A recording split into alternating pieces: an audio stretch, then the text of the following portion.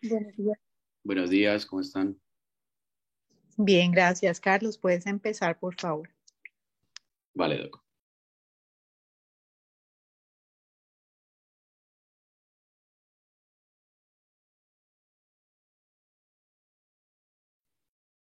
Bueno, buenos días a todos. Mi nombre es Carlos Andrés Pérez Rodríguez, soy residente de oftalmología de la Pontificia Universidad Javeriana de Cali y el día de hoy estamos en compañía de la doctora Ana Milena Bautista. El tema que vamos o que les preparé se llama el disco óptico excavado.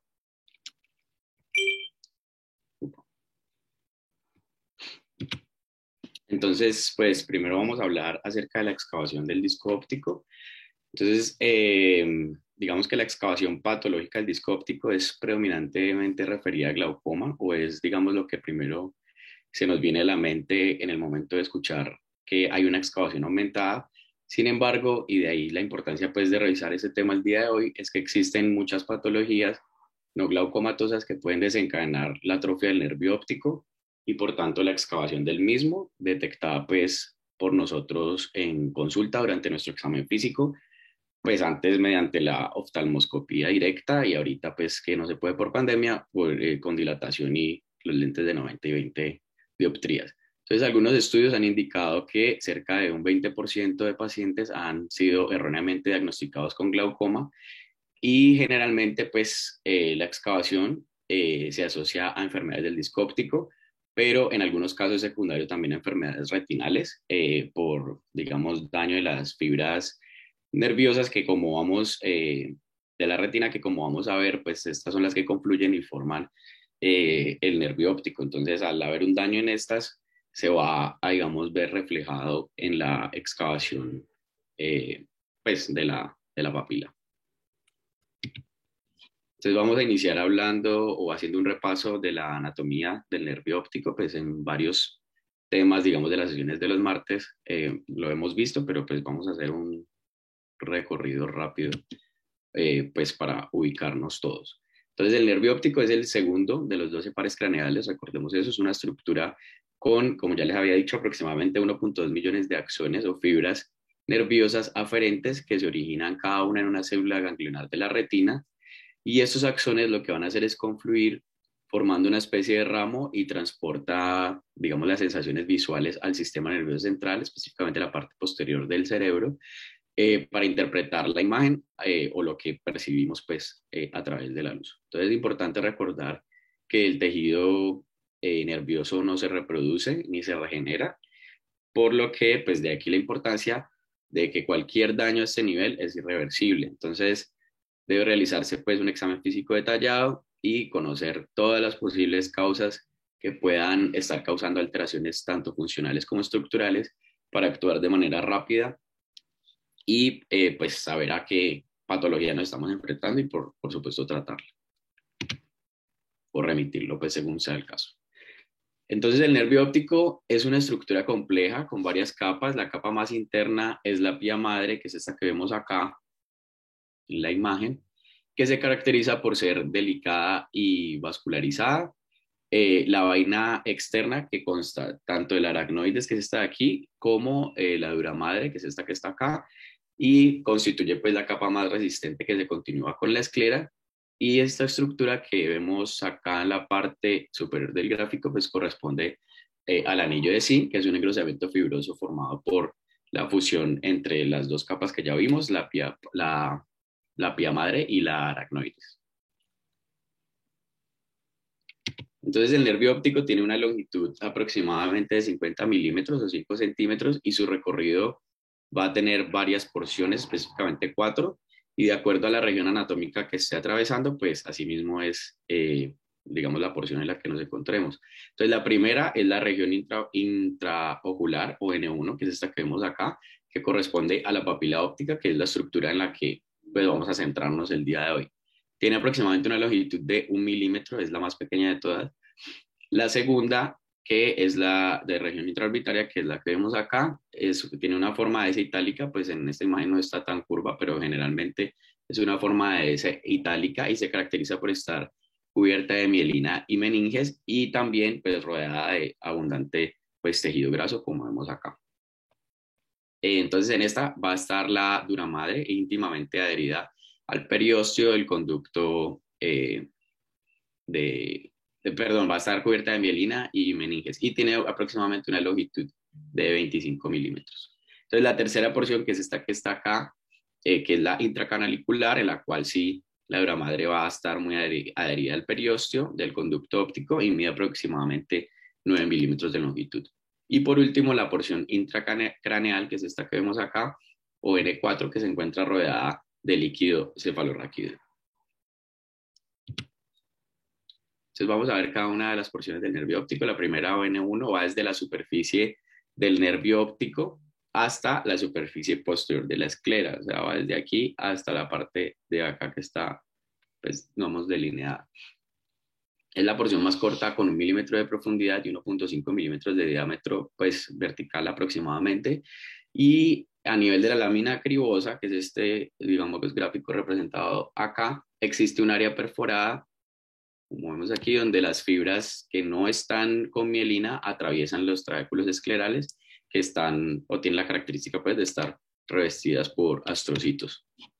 En la segunda porción, que recordemos, pues, penetran los vasos centrales de la retina para tomar un recorrido axial dentro del nervio óptico y emerger a nivel de la papila. Entonces tiene un diámetro aproximadamente de 3 a 4 milímetros, dado el revestimiento de meninges, lo que le permite tener una protección ante traumas penetrantes. Entonces cruza por el centro del cono muscular, como vemos acá, rodeado por grasa orbitaria, como vimos en la primera imagen, correspondiente a esta región, y su trayecto, pues, es como una S itálica, lo que permite, o digamos, la razón de eso es que permite los movimientos oculares sin que el nervio sea traccionado.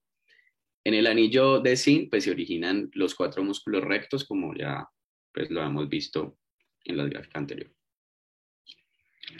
La tercera porción se encuentra en el canal óptico, que está formado en su pared craneal lateral y caudal por el ala menor del esfenoides. Entonces, este sería el nervio, pues, por donde es el que está saliendo por esta estructura. Y a este nivel el nervio está fijado al canal, ya que, pues, las fibras de colágeno, que recordemos pues, tiene bastante dura madre, están organizadas de manera entrecruzada con unas orientaciones que están perpendiculares, no, longitudinales al nervio óptico y que se fusionan, perdón, con el periósteo del canal. Entonces esta organización está atravesada de pequeños vasos recurrentes, que son, pues, vasos de los nervios, también por la arteria oftálmica y arteria central de la retina, que vamos a ver ahorita, digamos, la irrigación. Y la última porción, que es la intracraneal o la N4, en la cual se unen ambos nervios ópticos para formar el quiasma. En la porción intracraneal se encuentra un pliegue de dura madre justo a la entrada del nervio óptico a la cavidad del cráneo, entonces lo cual lo mantiene, pues, firmemente adherido. En la parte inferior se encuentra la hipófisis y en la parte superior la arteria cerebral anterior y lateralmente la carótida interna. Entonces, hablando específicamente de la cabeza del nervio óptico, que, pues, es lo que nos concierne el día de hoy, está conformada por 3 capas. La capa superficial, que es esta que vemos aquí, o de fibras nerviosas, pues, como su nombre lo indica, contiene fibras nerviosas compactas que van a converger atravesando la retina y está cubierta por la membrana limitante interna de Elsching, compuesta por astrocitos que, pues, separa, digamos, esta capa del vítreo.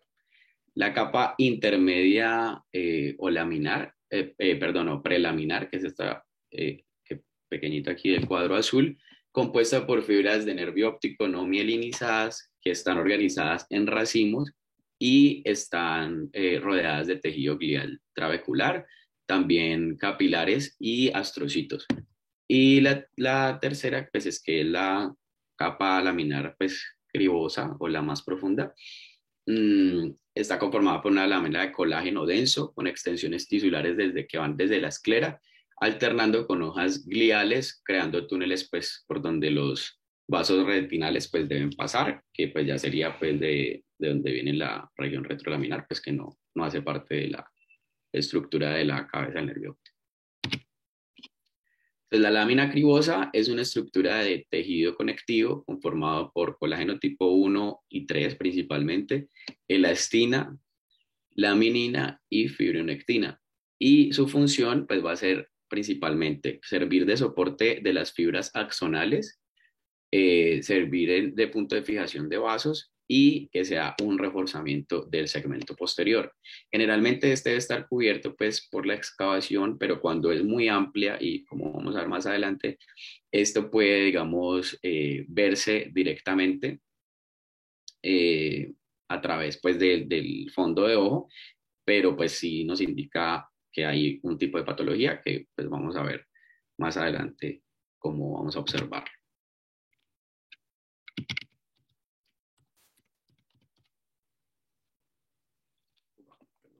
Este es un diagrama de la irrigación vascular del ojo que está mostrando pues el origen de la arteria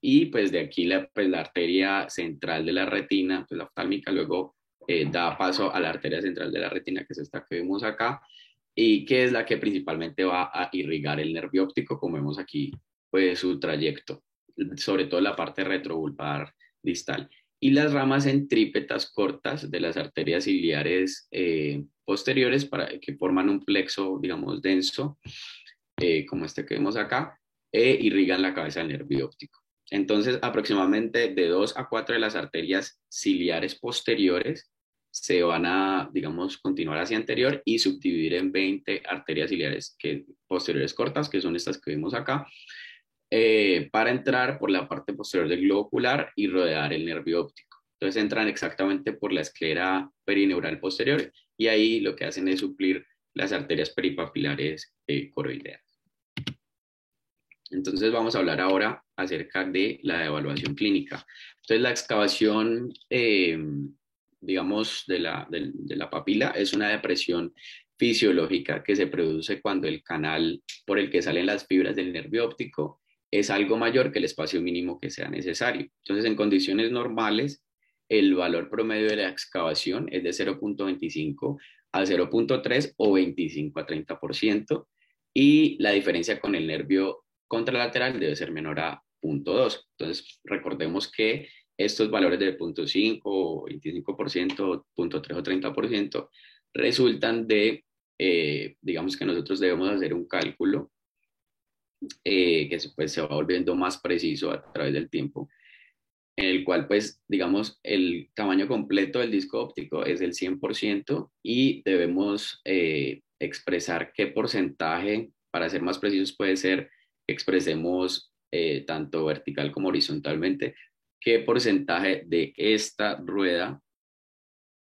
constituye o corresponde la parte, digamos, de la excavación. Entonces, por ejemplo, digamos, pues es de hacer como una proporción de que, digamos, qué porcentaje está excavado del 100% que es el disco óptico, pues, completo.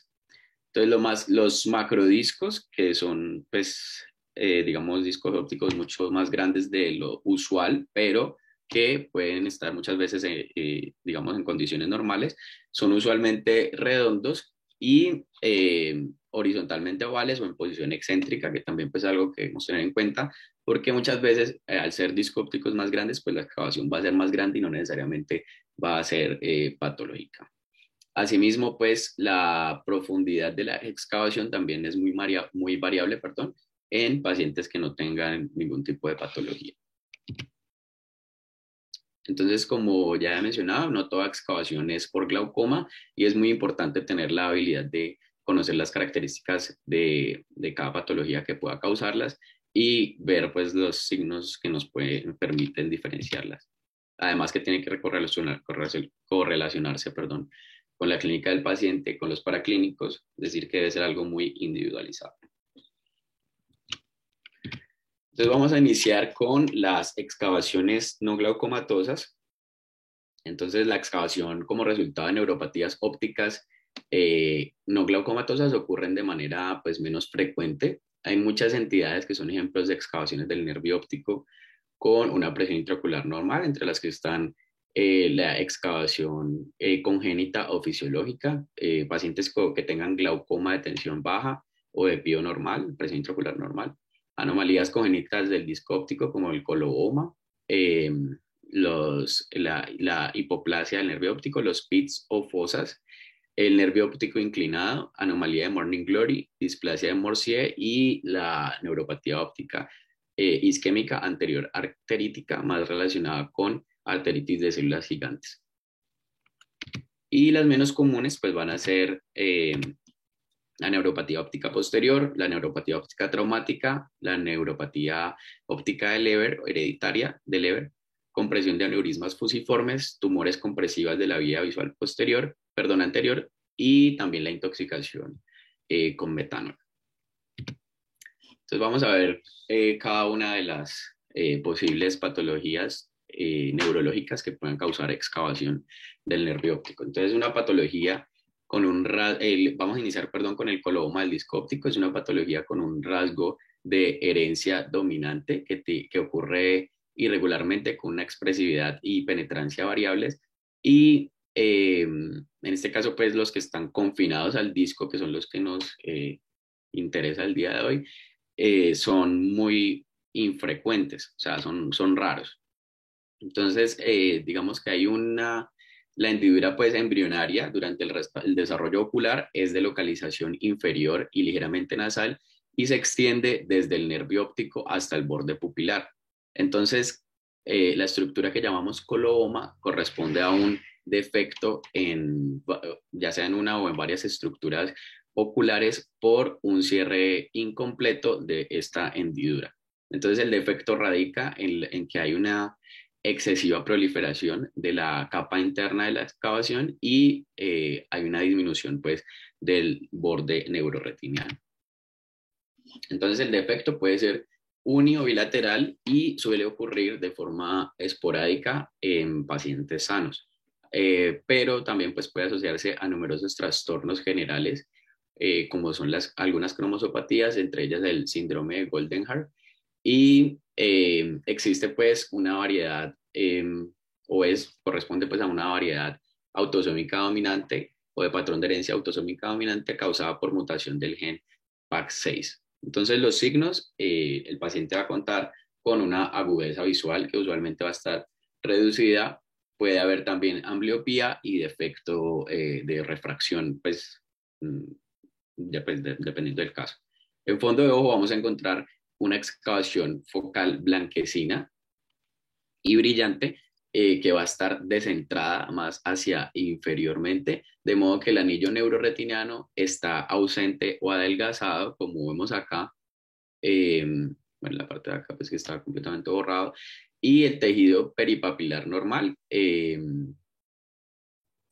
digamos, como con un tamaño variable, pues en la parte superior en forma de cuña, pues de acuerdo a la gravedad del coloboma.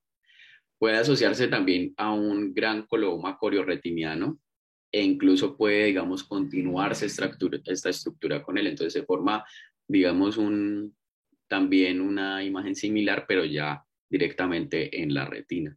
El campo visual muestra una mancha ciega aumentada de tamaño con un defecto superior, y también el paciente puede contar concomitantemente con microftalmia, con microcórnea y colobomas de otras estructuras como como el coloboma de iris o el cristalino. Las complicaciones son raras, pero digamos el desprendimiento de retina seroso es una de las más comunes. También el adelgazamiento progresivo del anillo neuroretiniano, como ya lo hemos mencionado, y neovascularización coroidea como mecanismo de compensación. Entonces, en esta imagen podemos ver un ejemplo de un coloboma del nervio óptico que está asociado en esta ocasión a un estafiloma, pero también, como ya lo he mencionado, podemos verlos asociados a colobomas de coroides, retina o en iris, pues que ya lo detectaríamos en la biomicroscopía. Esta es una imagen de un coloboma del nervio óptico también con una membrana neovascular, que es esta estructura que vemos acá, coroidea peripapilar. Entonces miremos entonces cómo tiene la apariencia de un disco, como si tuviera una gran excavación con una membrana con presencia de vasos pequeños o adelgazados de pequeño calibre, como vemos aquí, que además de eso van a rodear o circundar la papila. Entonces, la otra entidad oftalmológica, pues neurooftalmológica que puede causarnos alguna apariencia de excavación es la anomalía de Morning Glory. Entonces, esta anomalía es un trastorno esporádico que también es poco común, generalmente es unilateral y pues la variedad la gravedad, perdón, es variable. Los casos bilaterales son aún más raros y pueden ser hereditarios. También como el coloboma, como hemos dicho, pues también puede verse una mutación del gen PAC6. Es raro que se asocie a trastornos sistémicos, pero el más importante de ellos es la displasia frontonasal, en la cual pues va a haber anomalías mediofaciales o deformidades mediofaciales, encefalocele basal y otras malformaciones cerebrales de la línea media, como es el hipopituitarismo. Entonces, los signos que vamos a encontrar es que el paciente va a contar con una agudeza visual que puede ser normal o estar reducida de modo variable. Y en el fondo de ojo vamos a encontrar una papila grande con una excavación en forma de embudo que va a estar rodeada por un anillo de tejido corioretiniano anormal, que es este que vemos acá. Adicionalmente, vamos a encontrar una estructura similar a como un penacho, pues así lo describen en la literatura, como una estructura de un plumaje, pues, debido pues a la persistencia de vestigios de vasos hialoideos y cubriendo pues la parte central del nervio óptico o de la cabeza del nervio óptico. Los vasos sanguíneos también van a tener una característica que emergen del borde de la excavación siguiendo un patrón radial. Y de allí, pues, la comparación que se hace con esta estructura que vemos acá, que es la flor Morning Glory, y de ahí, pues, digamos, viene el nombre de la patología. Esos vasos sanguíneos que emergen del borde de la excavación van a estar aumentados en número y puede ser difícil distinguir pues, las arterias de las venas. Entonces, como vemos pues, en la imagen de la diapositiva, pues sí, hay muchísimos vasos sanguíneos, pues no siempre es como tan florido. Las complicaciones puede ser desprendimiento de retina seroso y neovascularización coroidea también como mecanismo compensatorio. La otra entidad es la hipoplasia del nervio óptico. Entonces, el nervio óptico hipoplásico puede ser uni o bilateral, transporta, digamos, por ser un nervio óptico más pequeño pues, de lo normal, transporta menor número de fibras nerviosas. Su frecuencia parece estar aunque sigue siendo pues, aumentando, perdón, aunque persiste siendo una patología rara. Afecta más a menudo a hijos de madres jóvenes que sean principalmente primíparas o que hayan sido expuestas a diversas sustancias psicoactivas durante el embarazo. Puede ocurrir como una anomalía aislada en un ojo que esté completamente normal, pero también puede asociarse a trastornos sistémicos. Entonces, los síntomas que vamos a encontrar es que en casos que sean bilaterales y graves, va a haber una ceguera en la primera infancia y también puede haber movimientos rotatorios oculares que sean permanentes o presencia de nistagmus. En casos menos graves suelen presentarse con estrabismo y los casos leves a menudo no se diagnostican. Entonces, de aquí la importancia de un niño que encontremos, digamos, con estrabismo, no limitarnos a que es un daño pues a nivel de la musculatura externa del ojo, sino que siempre que hay, pues procurar dilatarlos y realizar un fondo de ojo pues detallado.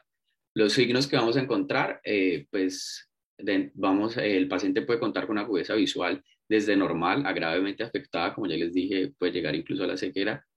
Puede haber un defecto pupilar afelente relativo y ambas pupilas pueden mostrar unas respuestas fotomotoras, digamos, más lentas en casos bilaterales. Entonces, la hipoplasia leve consiste principalmente en una papila más pequeña de lo normal que puede sospecharse digamos, si la distancia entre la foveola y el centro de la papila es igual o mayor que el triple del diámetro papilar. Eso es, pues, digamos, como la referencia pues, que dice en la literatura. Y vamos a verlo pues como esta imagen de aquí. Entonces se ve un nervio óptico mucho más pequeño, sino que no está completo la retina, pero se supone pues que es un nervio óptico más pequeño de lo normal. En la hipoplasia del nervio óptico moderada, entonces puede verse una pequeña papila grisácea con una deficiencia central del tejido nervioso en forma de excavación, como vemos acá. O sea, lo normal es que la parte de adentro sea más clara, pero en este caso pues es al revés. Y emergen los vasos papilares con un patrón radial como el que teníamos en el Morning Glory. Y a veces puede haber tortuosidad vascular. En la hipoplasia del nervio óptico acusada, pues así se llama, es típico el signo de doble anillo, que consiste en un anillo blanco de esclera visible que rodea una banda pigmentada que parece estar formada por migración del epitelio pigmentario. Y también puede verse una fina línea de pigmento también en la parte más externa de la estructura.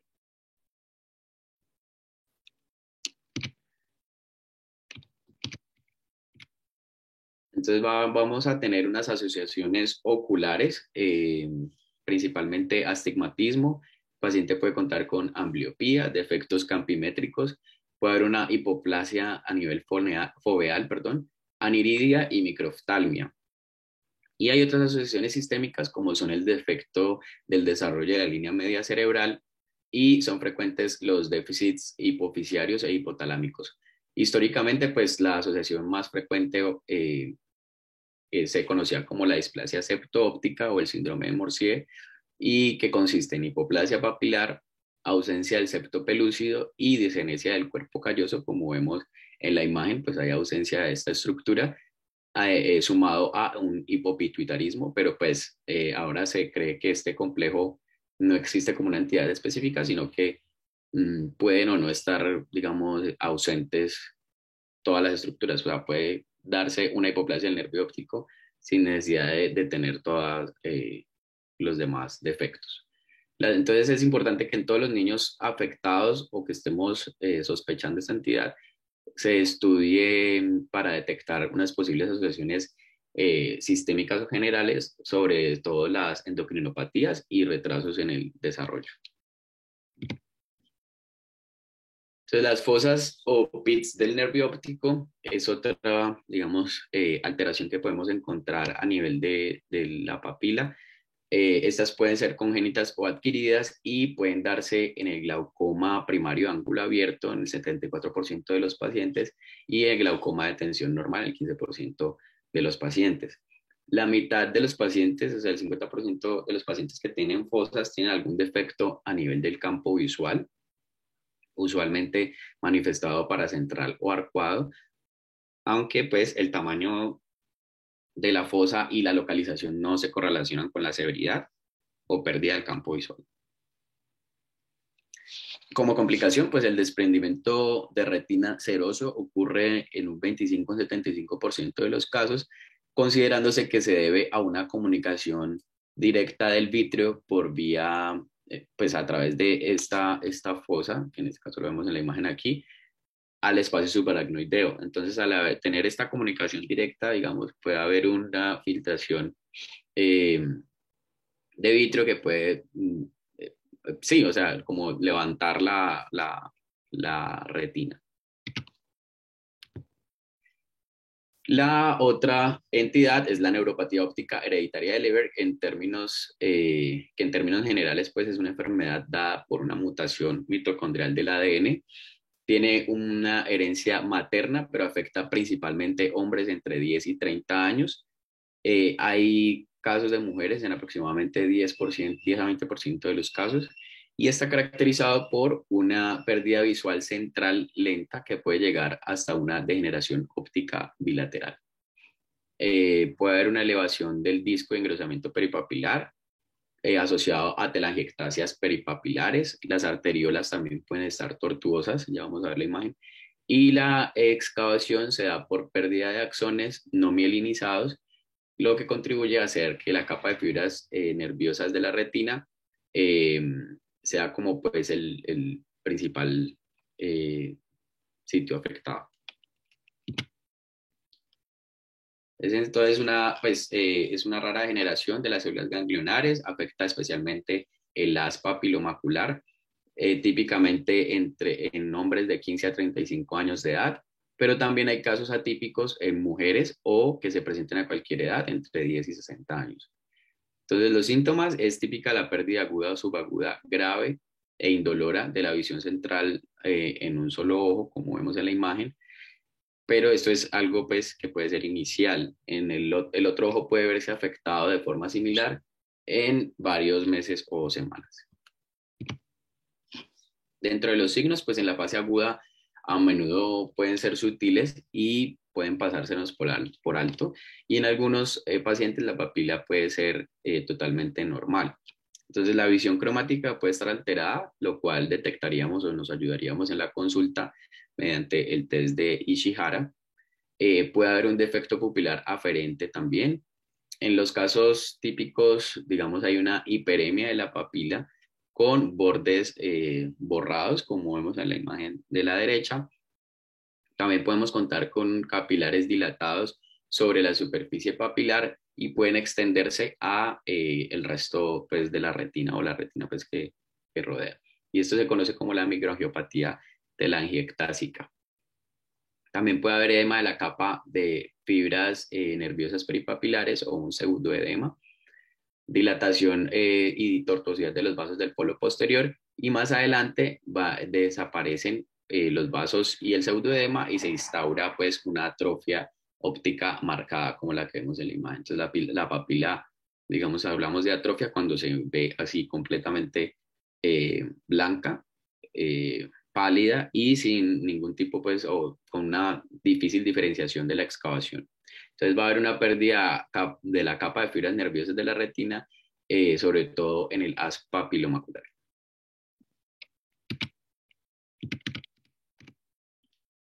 Entonces la otra entidad es la atrofia óptica dominante, que es la neuropatía óptica hereditaria más común. Se presenta en uno de cada 50.000 personas, pacientes pues.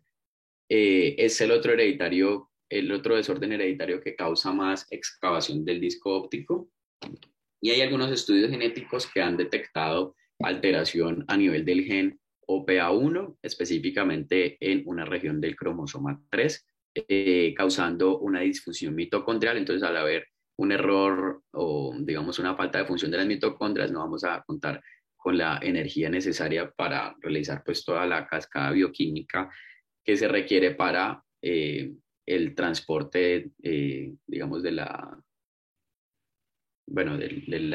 estímulo y la interpretación pues, de la imagen a nivel cerebral. Entonces, la excavación es diagnosticada en base a criterios de severidad, incluyendo a menudo una herencia autosómica dominante con expresión y penetrancia variable. El inicio puede ser insidioso en las primeras 2 décadas de la vida, entonces va a haber una progresión muy lenta.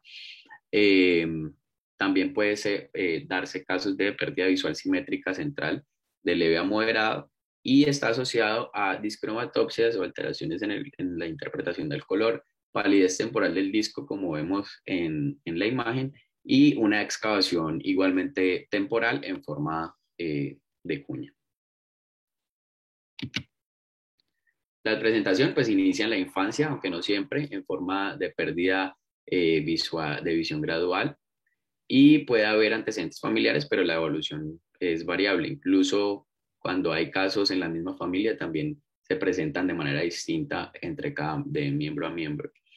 La atrofia óptica puede ser sutil y temporal, como vemos aquí, o también hay casos en que ya se vuelve mucho más difusa y marcada, y con un aumento importante de la excavación, como vemos en la imagen de la derecha. El pronóstico es variable, generalmente es una agudeza visual que, digamos, puede cambiar, y con diferencias considerables, pues según las familias, como ya lo había mencionado. Eh, en el 20% de los pacientes se produce también una hipoacusia neurosensorial, que es algo que pues también nos podría guiar hacia o apoyar la sospecha diagnóstica.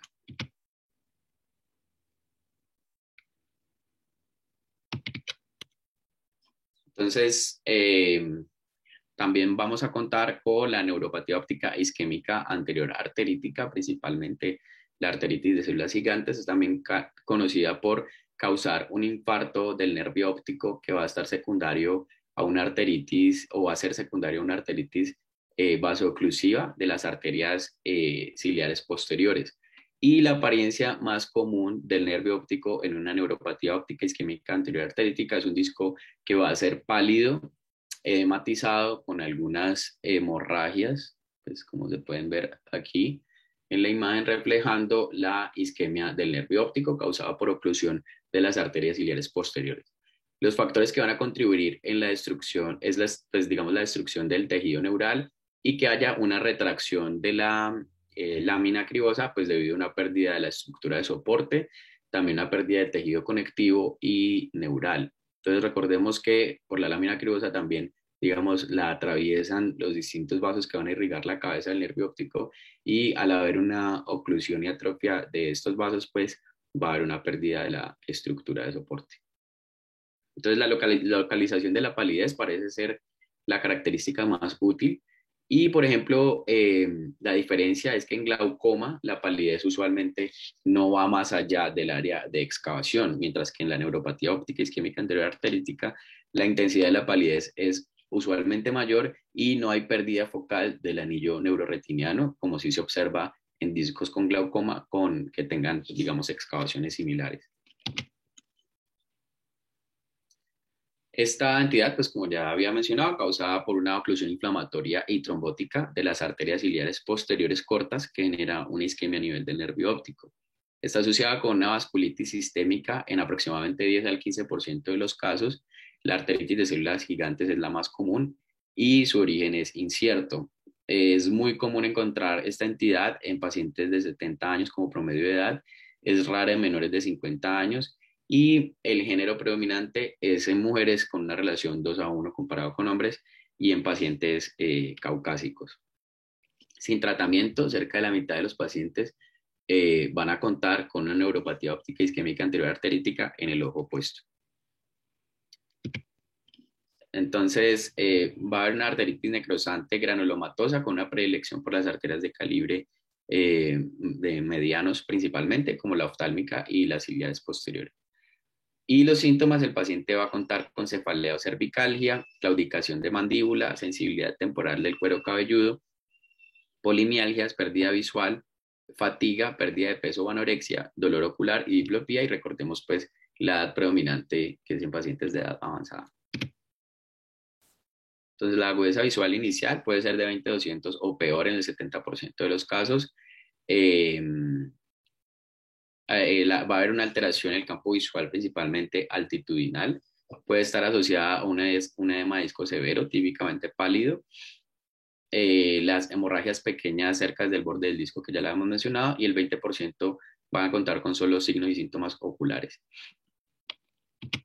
Pues el diagnóstico, pues se ha dicho que los marcadores inflamatorios como la BSG y la PCR van a estar elevadas en un 85%, o van a tener un 85% de sensibilidad y solo el 10% de los pacientes con esta entidad van a contar con valores normales.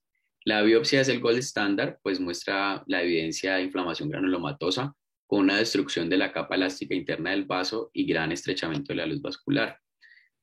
Y lo dato curioso es que las células gigantes por las cuales es conocida la enfermedad se evidencia en menos de la mitad de las biopsias.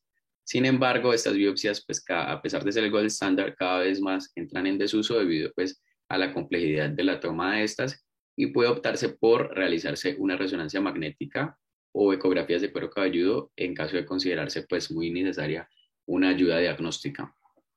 La resonancia puede mostrar una dilatación de las paredes arteriales y tanto la ecografía como la resonancia magnética pueden también mostrar un engrosamiento de las arterias del cuero cabelludo y estenosis focal.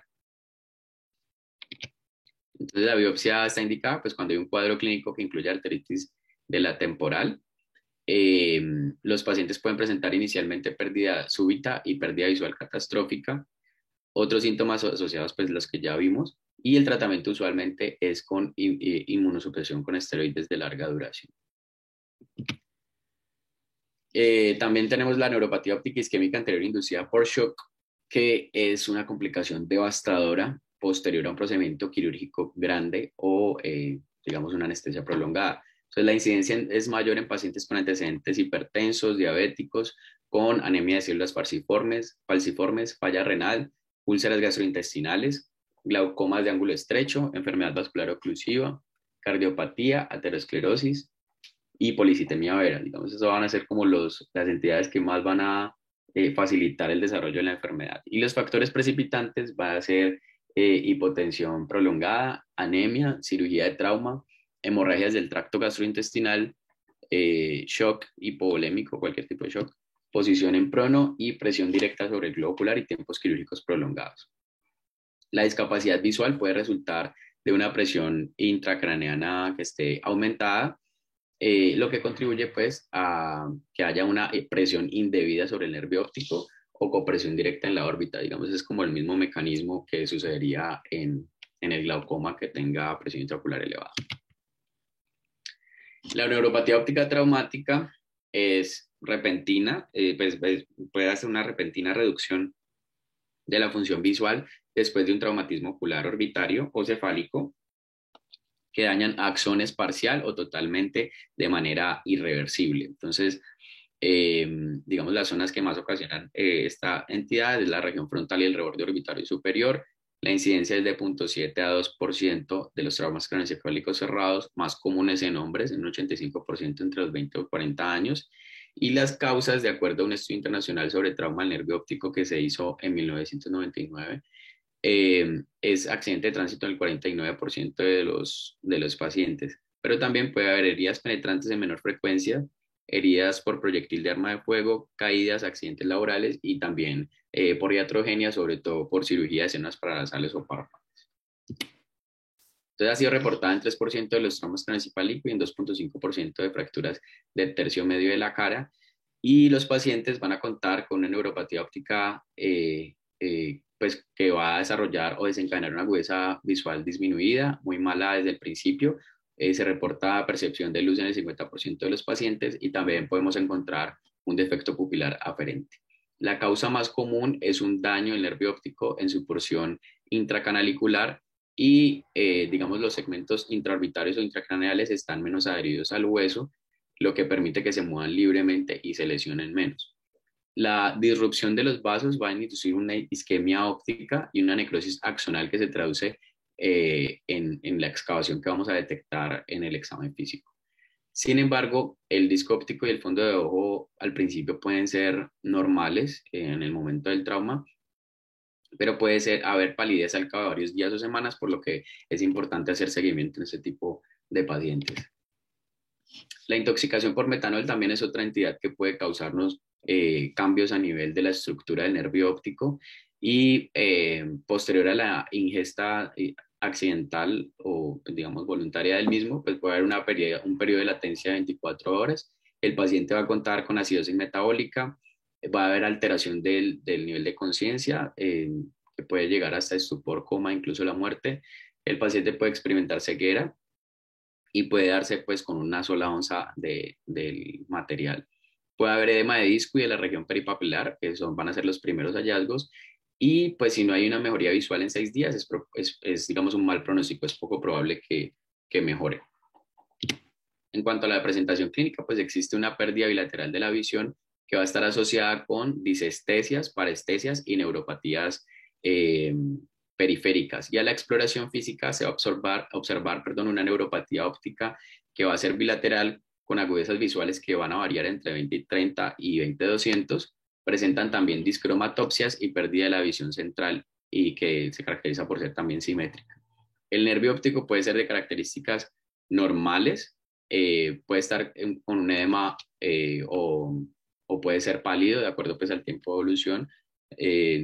Y en ingestas agudas se puede observar hiperémico y edematoso como vemos acá, normalmente progresando hacia la atrofia como vemos en las imágenes de abajo. Entonces, las lesiones compresivas que causan excavación también son otras de las entidades no glaucomatosas que pueden causar un daño estructural. Entonces, tenemos las lesiones supracelares, los aneurismas intracraneanos que van a hacer un efecto mecánico de compresión sobre el nervio óptico y no hay características pues, específicas que nos diferencien de las otras entidades. Simplemente se va a presentar una palidez del disco segmental y generalizada, pero que si, digamos, individualizamos al paciente y clínicamente no nos cuadra con las otras entidades que hemos visto, entonces nos podríamos apoyar en neuroimágenes para intentar ver si es algo de tipo compresivo que esté causándonos el daño. Entonces, vamos a pasar ahora a las papilas glaucomatosas. Existen 4 tipos de papilas glaucomatosas. La primera es la isquémica focal o que tienen una muesca, que es esta que vemos en la imagen, es esta que vemos acá arriba. La miópica con glaucoma, que va a caracterizarse por ser inclinada con una semiluna circundante. La tercera va a ser la esclerótica o la excavación en platillo, como vemos acá, con presencia de atrofia peripapilar importante. Y la de progresión concéntrica, que va a tener un adelgazamiento uniforme, como la que vemos acá. Entonces, para la evaluación clínica de la papila en glaucoma podemos basarnos en la mnemotecnia de las 4A y las 4C. Entonces iniciamos con las 4A, que consiste en evaluar el anillo neuroretinal, que es el que va a rodear la excavación. En este es importante evaluar que no haya una pérdida del índice ISNT, siendo la parte inferior más ancha, de ahí las siglas, seguida por la superior, luego la nasal y finalmente la temporal, que correspondería a la parte más delgada del anillo neuroretiniano. Y luego evaluar la asimetría de la excavación, es decir, al comparar, por ejemplo, en esta imagen de aquí, al comparar una excavación de un ojo con la del ojo contralateral, esta no debe ser mayor a 0,2 o 20%. Entonces, cuando está por encima de ese 20% de la diferencia, es decir, que un ojo, digamos que encontremos con una excavación del 50% y en el contralateral encontremos una excavación de 70 o 80%, es anormal, solo es normal en el 1% de las personas. Se dice que aproximadamente el 99% de estos casos se corresponde con glaucoma o con sospecha del mismo. El siguiente parámetro es la atrofia peripapilar, donde podemos encontrar una zona alfa, que aquí podemos ver con esta flecha blanca, y una zona beta representada con la flecha negra. Entonces, la zona alfa, que es la externa, se caracteriza porque va a tener unos pigmentos epiteliales del pigmento retiniano superficial, tiende a ser más grande y es un hallazgo que puede ser normal y no indica glaucoma. Pero la zona beta, que es la interna, se caracteriza por una atrofia corioretiniana. La zona beta es más grande y más común en el glaucoma y es un factor de riesgo para la progresión de la enfermedad en casos de pacientes que ya tengan el diagnóstico establecido. Y por último, las alteraciones vasculares, que al aumentar la excavación, pues los vasos que usualmente pues pasaban por el centro o de forma perpendicular sobre el disco, cambian la dirección y toman una posición más vertical. Los vasos, digamos, que pasan de forma circunferencial en el lado temporal de la excavación son llamados circulineales. Aquí, bueno, este sería un vaso circulineal. No se ve muy bien, no sé si lo ve muy bien. Son comunes también en el glaucoma. La segunda neumotecnia van a ser las 4C, donde vamos a evaluar principalmente el color, la relación copa-disco vertical, cuando es mayor a 0,6 es patológico. Cuando contamos con este valor, solo el 5% es normal y el 95% puede indicar glaucoma. La capa de fibras nerviosas, en el glaucoma los defectos de la capa de fibras nerviosas retinianas, preceden el desarrollo de un disco óptico detectable y cambios en el campo visual. Cuando vemos digamos, esta pérdida, a menudo pues, puede seguir hemorragias a nivel del disco. Y se producen 2 patrones. El primero son defectos localizados en forma de cuña, como este que vemos acá. Y el segundo son defectos difusos que son más grandes, que pueden ser más grandes. Y también podemos evaluar la visualización o no de la lámina cribosa, que pues recordemos ya lo había mencionado, en caso de estar presente es muy sugestiva de glaucoma y de progresión de la enfermedad. Entonces, en esta tabla de resumen podemos ver las características del disco óptico que sugieren glaucoma. Los signos generales incluyen, pues por supuesto, la excavación grande, la simetría de las excavaciones entre un ojo y otro y el aumento progresivo del tamaño de la excavación. Los signos focales, que son los de la mitad, van a incluir muescas del anillo neuroretiniano, elongación vertical de la excavación, una excavación dirigida hacia el borde del anillo neuroretiniano, hemorragia en la capa de fibras nerviosas o pérdida de la capa de fibras nerviosas. Y por último, los signos menos específicos van a ser una lámina cribosa expuesta con nasalización de vasos, denudamiento de vasos circunlineales, como el que vimos en la imagen anterior, la diapositiva anterior, y atrofia peripapilar, que como ya también vimos, pues la beta es la más asociada a glaucoma. Esta es otra tabla que menciona pues los parámetros que deben alertarnos de estar ante la presencia de una papila glaucomatosa, que es el aumento de la excavación mayor a 0,6 en el eje vertical principalmente, pérdida de la regla ISNT, asimetría mayor a 0,2 entre un nervio y otro, hemorragias en astilla, muescas polares o fosas o pits y atrofia peripapilar de zona beta. Entonces la excavación aumentada en el glaucoma nos permite tener una guía de la severidad del daño, pero es algo que no puede evaluarse, digamos, solo. Debe realizarse una correlación con la clínica y los paraclínicos pues, del paciente, sobre todo en glaucoma, digamos, debemos apoyarnos del OCT, por ejemplo, del nervio óptico, campos visuales, paquimetría para ver si es confiable la presión intraocular, fotos del nervio óptico que cada vez se usan menos, pero digamos que todos estos paraclínicos y digamos, lo que encontremos a nivel estructural debe hacerse, digamos, una correlación. Y así como con los otros parámetros del examen oftalmológico, como por ejemplo la presión intraocular. Entonces se considera que la excavación es normal hasta 40%, sospechosa en un 50%, incipiente de 50-60%, podría hablar de un glaucoma moderado de 70-80% y un glaucoma severo cuando la excavación es del 90% o más. Entonces, la relación copa-disco indica el diámetro que va de la copa expresado como una fracción del diámetro del disco. Entonces, generalmente se toma la relación vertical en lugar de la horizontal. Los discos ópticos de diámetro pequeño van a tener unas tasas pequeñas y lo normal es que el diámetro horizontal sea mayor que el vertical. Entonces, el glaucoma, la medición vertical va a aumentar, entonces la relación horizontal-vertical se vuelve menor a 1. Entonces, por ejemplo, se ubica en el numerador el tamaño de la excavación y en el denominador el diámetro completo de la papila. Y el resultado es una razón que va a indicar la relación copa-disco. Entonces, como ya dijimos, si es mayor a 0,6 es muy sugestiva de glaucoma. La pérdida del localizar el anillo neuroretinal va, digamos, a permitirnos detectar, la vamos a poder detectar, perdón, a partir de la pérdida de la regla ISNT, que ya la hemos mencionado, o sea, porque los lugares que primero se comprometen en el glaucoma son las fibras arcuadas que ingresan superior e inferior y por eso uno ve la pérdida, digamos, localizada del anillo neuroretinal a nivel superior e inferior, que es donde más se afecta. Entonces es importante mencionar que la pérdida de la regla ISNT no es tan específica y puede verse en pacientes sin glaucoma, pero sí nos sirve de guía en el momento de que tengamos otros factores que nos apoyen en el diagnóstico. Existen también unos signos inespecíficos, como ya vamos a terminar, como son la hemorragia papilar.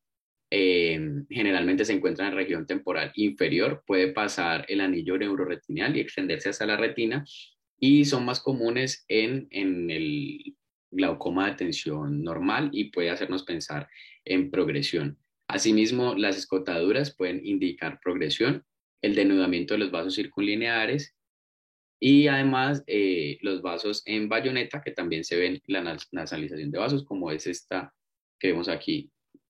Pues bayoneta, recordemos que es una herramienta usada en la pesca y tiene esta forma sí, esta forma que vemos aquí. Los vasos colaterales también pues, pueden ser signos inespecíficos de lesión glaucomatosa, como estos que vemos acá. O sea, son muchos vasos que los que encontraríamos normalmente en el disco óptico. Y también la pérdida del anillo neuroretiniano nasal.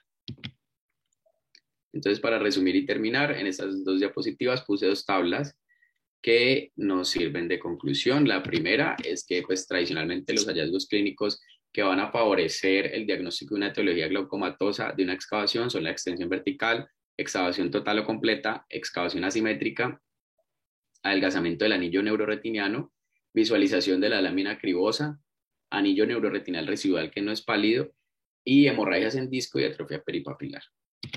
Y en esa tabla vemos los hallazgos en el fondo de ojo que favorecen el diagnóstico de una excavación no glaucomatosa. Entonces, si encontramos un disco pálido generalizado, entonces debemos pensar en una neuritis óptica o en una neuropatía óptica isquémica, pues en este caso la anterior arterítica, pues que es la que vimos.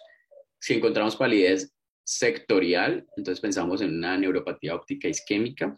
Si hay un estrechamiento o adelgazamiento retinal arteriolar, oclusión de la arteria central de la retina, si hay antecedente de trauma o si hay neuropatía o neuropatía óptica por irradiación. Si hay palidez del disco bilateral, simétrica, temporal y segmentaria, pensar en una neuropatía óptica hereditaria. Si hay una palidez temporal segmentaria y unilateral, pensar en neuritis óptica. Y en caso de palidez severa con una atenuación arteriolar, revestimiento vascular retinal, si encontramos vasos colaterales venosos dilatados, debemos pensar en oclusión de la arteria central de la retina. Y por último, si hay exudados en polo posterior, pensar en neuropatía óptica isquémica. Muchas gracias. No sé si haya alguna pregunta, comentario. Sí, gracias, Carlos, por tu revisión. Muy completa y creo que pues importante, especialmente para los residentes, pues aprender tantas condiciones que pueden simular un disco glaucomatoso y que a veces vemos pacientes que llevan muchos años aplicándose gotas para glaucoma y resulta que nunca lo tuvieron. Entonces, evaluar todas esas características que Carlos nos dice y es importante determinar el momento de la pérdida visual, si es desde la infancia, si es adquirida, si es lentamente progresiva, si fue una pérdida visual aguda, si es en un ojo, si es en ambos, y todo esto nos ayuda pues a determinar una posible causa de un disco excavado cuando le vemos el anillo pálido y dudamos si de verdad es un glaucoma. Entonces, sobre todo especial atención a las sospechas de lesiones compresivas, que son las más graves, pues porque algo congénito no tenemos nada que ofrecer, un evento vascular de pronto solo hacer prevención secundaria, pero las lesiones compresivas sí van a necesitar de una acción inmediata, de lo contrario el paciente perderá la visión y tendrá complicaciones neurológicas. Entonces eso es lo que no se nos puede pasar y siempre hay que ponerle atención al campo visual porque si no es característico de glaucoma y vemos escotomas centrales o hemianopsias que respetan el meridiano vertical, pues enseguida considerar una patología neurooftalmológica en lugar de un glaucoma. ¿Alguien tiene algún comentario, pregunta?